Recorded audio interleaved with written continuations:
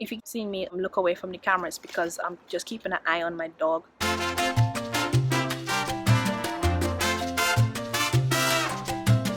Hi guys, welcome back to my channel. If you're new, welcome. My name is Giselle Mills and welcome back to my subscribers. So I'm outside in my yard, just came out to get some fresh air because I was inside all day and it's quite hot, very hot and stifling. So I came out with my new little puppy. Well, she's not little anymore, she's getting quite big. This is Kofi. Say hello, Kofi. Kofi, focus. Say hello to the camera. Okay. Kofi says hi. Oh, okay. Resume your chewing. She's one hyper little thing. Anyway, so yes, I came outside to get some fresh air, and I also figured I could tell you guys about the books that I read last month. So yes, I read 3 books last month, and the first of those books was this little one called The Whine of Astonishment by the Trinidadian author Lovelace. It's a very short book, very small, but despite it being small, it's rich in content. So this book is basically about a village in Trinidad back before the independence time period. In this village, there are several members who are part of the spiritual Baptist faith. And during those days, back in the 1940s, 50s, before independence, which came about in the 60s, such persons were often ridiculed, marginalized, actually brutalized, as we can see in this story, because of their religious views, because of the manner in which they conducted themselves, in which they did their services. And in fact, it was actually illegal at the time to be members of the spiritual Baptist faith and to carry on services as they did. But despite that, in the book, we see the villagers trying to get together, trying to overcome the struggles that they had to endure because of their religious faith. And they struggle to try to gain the right in order to be legally allowed to celebrate their faith as they want to. Whether or not that happens, you'll have to read the book to find out. But the book is filled with such lovely themes: community spirit, togetherness, family love, respect. Heroism also features as a great part, I think, because there's this character called Bolo. He's a stick fighter, and I don't know if you know what's a stick fighter, but it's part of at least Trinidad culture, back in the old days at least, when men usually were the ones who would partake in stick fights. So literally, they have a stick and it'd be like battling other stick fighters to see who are the best stick fighters. Basically like, sword fighting with swords, but instead sticks, and they have their own different rules and things like that. But yes, so Bolo is this character who's a stick fighter. He is well respected in the village because he's the best of the best and always wins. So everybody loves him, they praise him up, everybody wants to be his friend. He basically butts heads, literally he gets his head butted by this police who is very brutal against the members.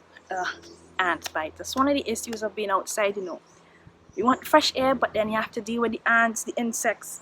Anyway, so Bolo basically literally butts heads with this police corporal who is out to get all the spiritual Baptists. Like, it's his mission, and he finds pleasure in torturing them and hunting them down because they have to go as far as to hide when they want to conduct their services, hide up in the bushes and so to have their church services. So Bolo wants everybody to stand up for their beliefs, but the majority of the community don't want to do that. They want to play it safe. They have faith in a man called Ivan Morton, who is their representative for the village, basically in parliament.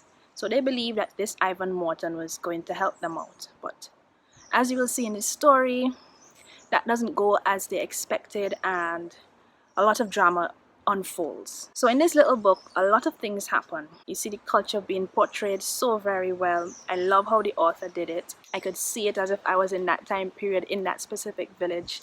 I could see the stick fights being demonstrated. I think it's a very, very well done novel. It's vivid imagery, true portrayal of village life back in the time when it was set. I like the relationship dynamics between the characters. The main character, the narrator, Eva, and her husband, as well as the relationships between the villagers. I have to do a whole different video to go in depth on it, and I'm not going to do that today. This is basically a little snapshot, a little overview of the books that I read, and this was one. I loved it. I think I gave it 4.5 stars out of 5, almost a perfect 5. It was Very well done. So if you're looking to read any books which I consider to be classic Caribbean literature, you can check out The Whine of Astonishment by Earl Lovelace. Very small, it's a quick read, but it's wonderful. Very, very good descriptions, use of language, wonderful. If you've read the book, let me know down below. Tell me, did you like it? What do you think about it?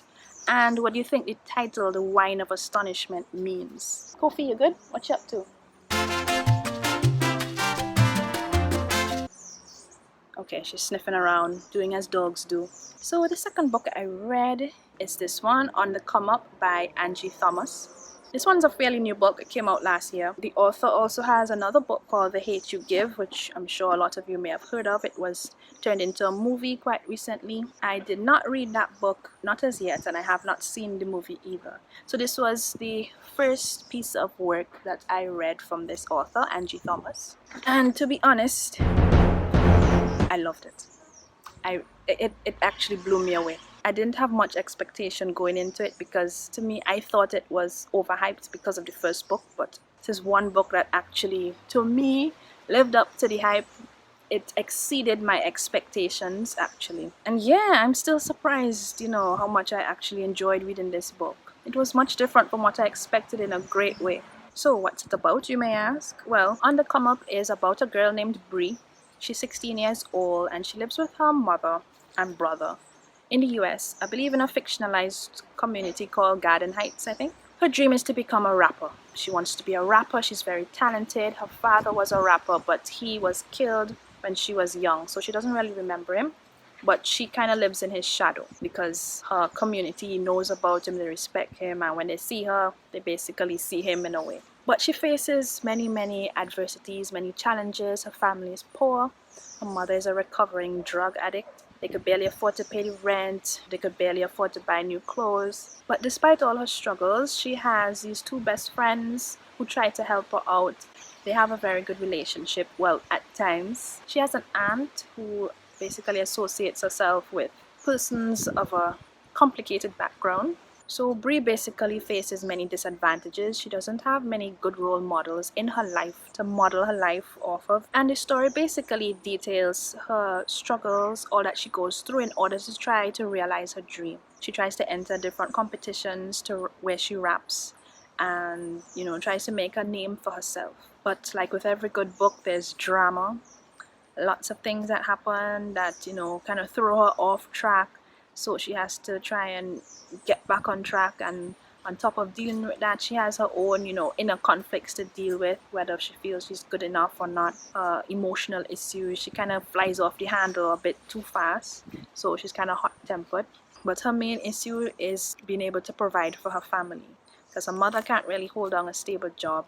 Her brother doesn't earn enough, and she's aware of their issues, and she really feels like it's her responsibility to take care of her family. She tends to make mistakes, but based on, in her mind, that she's doing it for the right reasons in order to try to reach the goal of getting money for her family. Even when people tell her, no, that's not your responsibility, you're still a child, that's your mother's responsibility or whoever is the caretaker. In her mind, she should provide for her family, she should do her part, she wants to do her part. Even when she sees that doing her part the way that she wants to could lead her to get into a lot of trouble.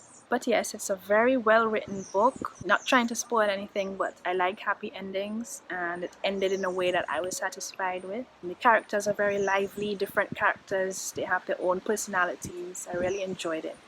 Since I really enjoyed reading this book, I will probably give The Hate You Give a try. This book I gave, I think, 4.5 stars as well. I enjoyed it, and I'm glad when a book can surprise me in a good way. And the third and last book I read last month is called Washington Black by the author Essie Edugian. Let's hope that's how you pronounce her name.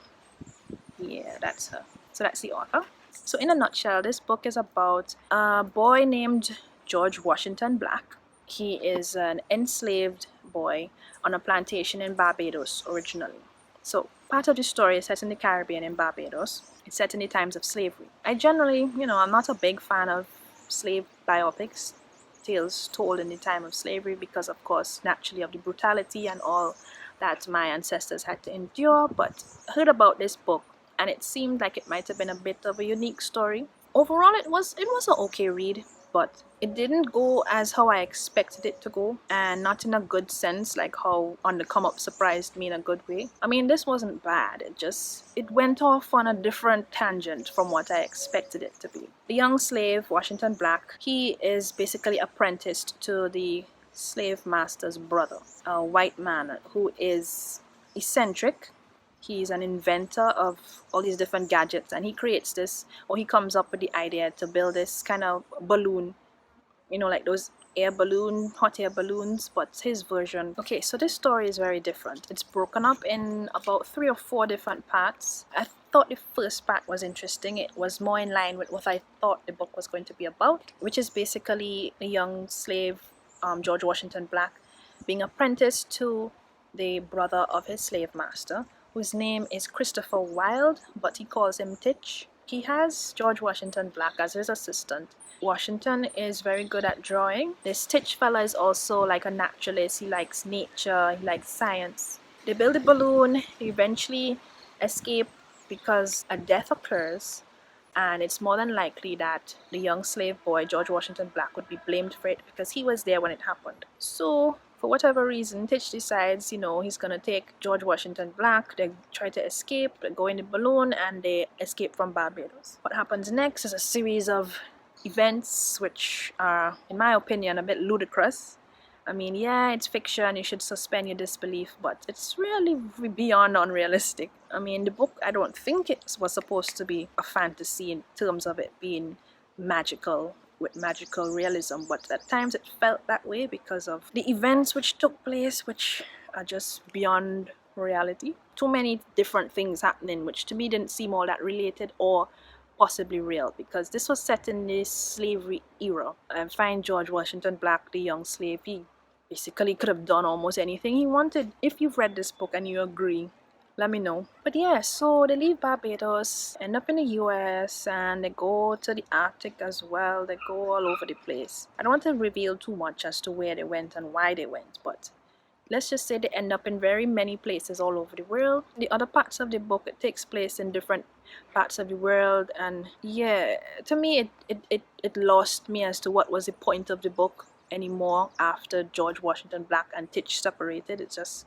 I didn't think it would have ended up that way, but there is a bit of a resolution at the end. Nevertheless, I wasn't all that thrilled with how it ended. To me, it didn't make that much sense, but I could kind of understand why the author wanted to end it that way. But I was expecting more adventure with the two of them together, not how it actually is. I gave this book 3.5 stars. I gave it an extra little 0.5 of a star, but yeah, 3.5 stars out of 5. It wasn't bad, but there was a lot of room to make it better. But yeah, not too bad, just not the best. I never read anything else by the author either, so maybe I'll check out the other books and see what they're like. So those were the 3 books that I read last month. If you've read any, let me know down below. What books did you read? Did you find any to be, outstanding? Any surprised you in a good way? Like how On the Come Up surprised me. At least I could say for last month, April, that I actually read 3 books that I liked. Basically all of them, even though Washington Black didn't thrill me as much as I thought it would have. I still liked it overall, but all 3 books were enjoyable, which was a big relief for me considering like the month before or the month before that. Yeah, like the last few months I've been reading books which, I have not been liking overall. So for once, all of the books that I read in a month, I enjoyed. So I'm glad about that. Hopefully this month May will be the same. I'll let you guys know what some of the books are that I'll be reading quite soon. So guys, thanks a lot for being here with me. If you like this video, click that thumbs up.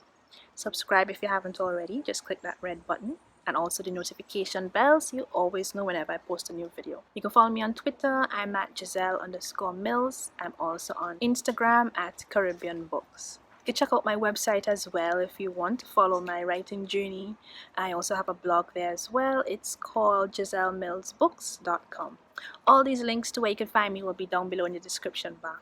So guys, thanks again, and I'll see you in my next video. Bye!